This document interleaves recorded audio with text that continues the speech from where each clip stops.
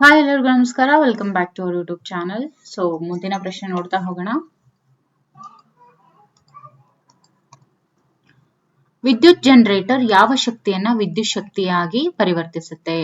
ವಿದ್ಯುತ್ ಜನರೇಟರ್ ಏನಿದೆಯಲ್ಲ ಯಾವ ಶಕ್ತಿಯನ್ನ ವಿದ್ಯುತ್ ಶಕ್ತಿಯಾಗಿ ಪರಿವರ್ತಿಸುತ್ತೆ? ದಟ್ ಇಸ್ ಯಾಂತ್ರಿಕ ಶಕ್ತಿ, mechanical energy into electrical energy.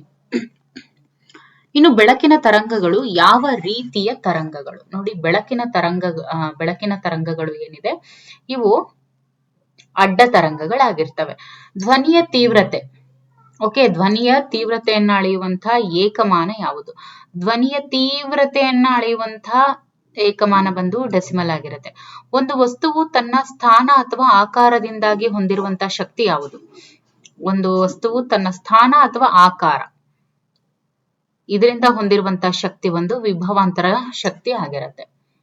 ಇನ್ನು ಬಲೂನ್ ಅನ್ನ ಗಾಳಿಯಿಂದ ತುಂಬಿಸಿದಾಗ ಯಾವ ಶಕ್ತಿ ಇರುತ್ತೆ? ನೋಡಿ, ಬಲೂನ್ ಅನ್ನ ನಾವು ಗಾಳಿಯಿಂದ ತುಂಬಿಸಿದಾಗ ಅದರಲ್ಲಿ ವಿಭವಾಂತರ ಶಕ್ತಿ ಇರುತ್ತೆ. ಧ್ವನಿಯ ವೇಗವು ಯಾವುದರಲ್ಲಿ ಹೆಚ್ಚು? ಧ್ವನಿ ಯಾವುದರಲ್ಲಿ? ಘನ ವಸ್ತುಗಳಲ್ಲಿ ಹೆಚ್ಚಾಗಿರುತ್ತೆ. ಇನ್ನು ವಿದ್ಯುತ್ ಪ್ರವಾಹವನ್ನ ಅಳೆಯುವಂತಹ ಸಾಧನ ಯಾವುದು? ವಿದ್ಯುತ್ ಪ್ರವಾಹವನ್ನ ಅಳೆಯುವಂತಹ ಸಾಧನ ಬಂದು ಅಮೀಟರ್ ಆಗಿರುತ್ತೆ. ಟ್ರಾನ್ಸ್ಫಾರ್ಮರ್ ನ ಮುಖ್ಯ ಕಾರ್ಯ ಏನು? ಟ್ರಾನ್ಸ್ಫಾರ್ಮರ್ ನ ಮುಖ್ಯ ಕಾರ್ಯ ಬಂದ್ಬಿಟ್ಟು ಎಸಿ ವೋಲ್ಟೇಜ್ ಏನಿರುತ್ತೆ ಅದನ್ನ ಹೆಚ್ಚು ಅಥವಾ ಕಡಿಮೆ ಮಾಡೋದು ಅದ್ರ ಕೆಲಸ ಆಗಿರುತ್ತೆ. ಇನ್ನು ಧ್ವನಿ ತರಂಗಗಳು ನಿರ್ವಾತದಲ್ಲಿ ಹರಡುತ್ತಾ? ಧ್ವನಿ ತರಂಗಗಳು ಸೌಂಡ್ ವೇವ್ಸ್ ಏನಿದವಲ್ಲ ಇವು ನಿರ್ವಾತದಲ್ಲಿ ಹರಡುತ್ತಾ?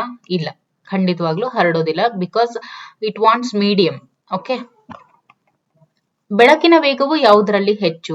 ವ್ಯಾಕ್ಯೂಮ್ ಅಲ್ಲಿ ಅಂದ್ರೇನು? ನಿರ್ವಾತದಲ್ಲಿ ಹೆಚ್ಚು. ಉಷ್ಣ ಕಿರಣವು ಯಾವ ರೂಪದಲ್ಲಿ ಹರಡುತ್ತೆ? ಉಷ್ಣ ಕಿರಣ ಉಷ್ಣ ವಿಕಿರಣ ಉಷ್ಣ ವಿಕಿರಣ ಯಾವ ರೂಪದಲ್ಲಿ ಹರಡುತ್ತೆ? ನೋಡಿ, ಉಷ್ಣ ವಿಕಿರಣ ಬಂದು ಹರಡುವಂತದ್ದು ವಿದ್ಯುತ್ ಕಾಂತೀಯ ತರಂಗಗಳಲ್ಲಿ. ವಿದ್ಯುತ್ ಕಾಂತೀಯ ತರಂಗಗಳಲ್ಲಿ ಈ ಉಷ್ಣ ವಿಕಿರಣ ಏನಿದೆ ಈ ಯಾವ ರೂಪದಲ್ಲಿ ಹರಡುತ್ತೆ ಅಂದ್ರೆ ವಿದ್ಯುತ್ ಕಾಂತೀಯ ತರಂಗಗಳ ರೂಪದಲ್ಲಿ ಹರಡುತ್ತೆ. ಇನ್ನು ವಿದ್ಯುತ್ ಬಲ್ಬ್ ನಲ್ಲಿ ಯಾವ ಶಕ್ತಿ ರೂಪಾಂತರ ನಡೆಯುತ್ತೆ?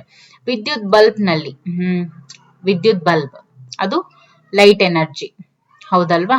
ಲೈಟ್ ಪ್ಲಸ್ ತಾಪಶಕ್ತಿ. ಸೊ ಸರಿಯಾದಂತ ಆಪ್ಷನ್ ಬಂದ್ಬಿಟ್ಟು ಬೆಳಕು ಮತ್ತು ಲೈಟ್ ಎನರ್ಜಿ ಅಂದ್ರೆ ಲೈಟ್ ಪ್ಲಸ್ ಟೆಂಪರೇಚರ್ ಅಂತ ಹೇಳ್ತೀವಿ.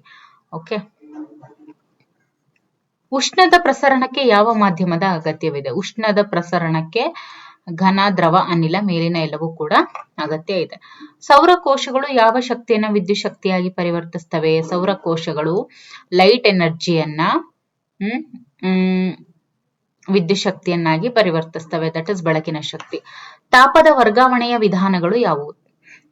ಈಗ ಆಲ್ರೆಡಿ ನಾವು ನೋಡಿದೀವಿ. ಯಾವುದು? ವಿಕಿರಣ, ವಹನ ಮತ್ತೆ ಸಂವಹನ.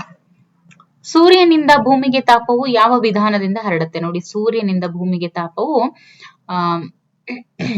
ವಿಕಿರಣ, ಹೌದಾ? ಎಸ್, ಅಫ್ಕೋರ್ಸ್, ಎಸ್, ವಿಕಿರಣ. ವಿದ್ಯುತ್ ಜನರೇಟರ್ ಯಾವ ಶಕ್ತಿಯನ್ನ ವಿದ್ಯುತ್ ಶಕ್ತಿಯನ್ನಾಗಿ ಪರಿವರ್ತಿಸುತ್ತೆ? ವಿದ್ಯುತ್ ಜನರೇಟರ್ ಮೆಕ್ಯಾನಿಕಲ್ ಎನರ್ಜಿಯನ್ನ ಅಂದ್ರೇನು? ಯಾಂತ್ರಿಕ ಶಕ್ತಿಯನ್ನ. ಇನ್ನು ಬೆಳಕಿನ ತರಂಗಗಳು ಯಾವ ರೀತಿಯ ತರಂಗಗಳು? ಇವು ಅಡ್ಡ ತರಂಗಗಳು. ಧ್ವನಿಯ ತೀವ್ರತೆಯನ್ನ ಅಳೆಯುವಂತಹ ಏಕಮಾನ ಯಾವುದು? That is decibel. ಬೆಳಕಿನ ಶಕ್ತಿಯು ಯಾವುದರಿಂದ ಉಂಟಾಗುತ್ತೆ? ಪ್ರೋಟಾನ್ಗಳ ಹರಿವಿನಿಂದ ಬೆಳಕಿನ ಶಕ್ತಿ ಉಂಟಾಗುತ್ತೆ. This is very important. ರಾಸಾಯನಿಕ ಶಕ್ತಿಯನ್ನ ವಿದ್ಯುತ್ ಶಕ್ತಿಯಾಗಿ ಪರಿವರ್ತಿಸುವಂತಹ ಸಾಧನ ಯಾವುದು? ರಾಸಾಯನಿಕ ಶಕ್ತಿಯನ್ನ ಅಂದ್ರೆ ಕೆಮಿಕಲ್ ಎನರ್ಜಿಯನ್ನ ಎಲೆಕ್ಟ್ರಿಕಲ್ ಎನರ್ಜಿಯಾಗಿ ಪರಿವರ್ತಿಸುವಂತಹ ಸಾಧನ ಯಾವುದು? That is battery. ಇನ್ನು ಘನವಸ್ತುಗಳಲ್ಲಿ ತಾಪದ ಪ್ರಸರಣಕ್ಕೆ ಯಾವ ವಿಧಾನ ಮುಖ್ಯವಾಗಿದೆ? ಈಗ ಘನವಸ್ತುಗಳಲ್ಲಿ ತಾಪದ ಅಂದ್ರೆ ಅಲ್ಲಿ ಹೀಟ್ ಅನ್ನ ಟ್ರಾನ್ಸ್ಫರ್ ಮಾಡಬೇಕು ಅಂತ ಹೇಳಿದ್ರೆ ಅಲ್ಲಿ ಹೀಟ್ ಟ್ರಾನ್ಸ್ಫರ್ ಆಗಬೇಕು ಒಂದು ಸಾಲಿಡ್ ಐಟಮ್ಸ್ ಅಲ್ಲಿ, ಮಟೀರಿಯಲ್ಸ್ ಅಲ್ಲಿ ಅಂತ ಹೇಳಿದ್ರೆ ಯಾವ ಒಂದು ವಿಧಾನ ಮುಖ್ಯ ಅಂತ ಹೇಳಿದ್ರೆ ವಿಕಿರಣನ, ವಹನನ, ಸಂವಹನನ ಅಂತ ಹೇಳಿದ್ರೆ ವಹನ.